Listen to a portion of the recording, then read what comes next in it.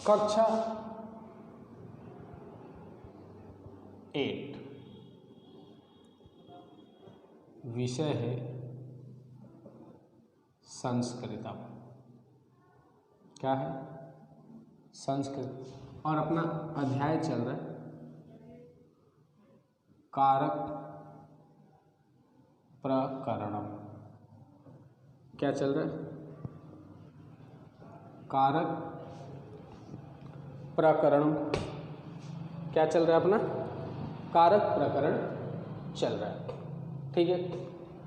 कारक प्रकरण में हमारा चल रहा है करण कारक, या हम कह सकते हैं तृतीया विभक्ति। करण कारक या हम कह सकते हैं तृतीया विभक्ति। हम कल बात कर रहे थे कि क्रिया की सिद्धि में जो सबसे अधिक सहायक होता है उसमें तृतीया विभक्ति होती है। कि इसके ऊपर हम वाक्य कर रहे थे, यानी कार्य को पूरा करने में जो सबसे अधिक सहयोग करता है उसमें करण कारक होती है, और करण कारक में हमेशा तृतीया विभक्ति होती है। जैसे राम पुस्तकेन पठति। अब पुस्तकेन के नीचे अंडरलाइन किया गया है। इसमें हमें विभक्ति और कारण दो चीज़ें बताना है, विभक्ति और कारण। विभक्ति हम लिख देंगे तृतीया विभक्ति। अब कारण क्या है तृतीया विभक्ति का? तो लिखेंगे अत्र, यहाँ पुस्तक शब्द क्रिया सिद्धो,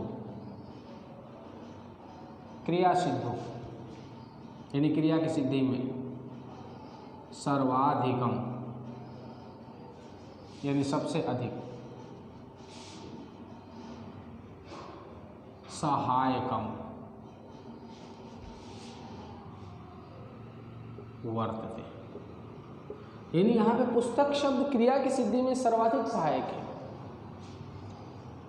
ठीक है।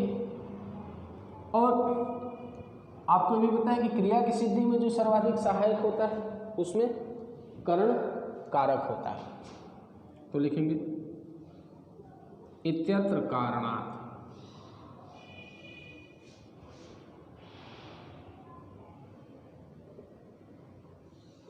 पुस्तक शब्द, पुस्तकेन लिख देंगे, पुस्तकेन शब्द करण कारक वर्तते। इस कारण से पुस्तकेन शब्द में करण कारक, करण कारके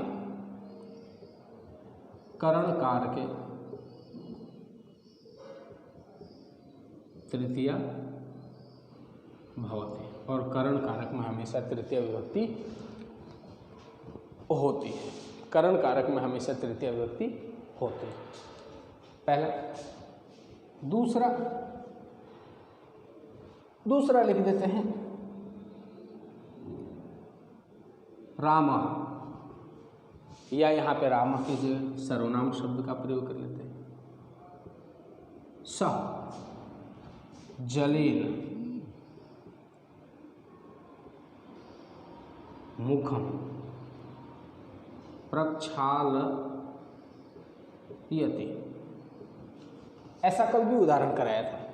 जलेन के नीचे अंडरलाइन है। इसमें हमें बताना है विभक्ति और कारण, कि विभक्ति क्या है और कारण क्या है। तो विभक्ति में हम तृतीया विभक्ति लिख देंगे। विभक्ति में क्या लिख देंगे? तृतीया विभक्ति।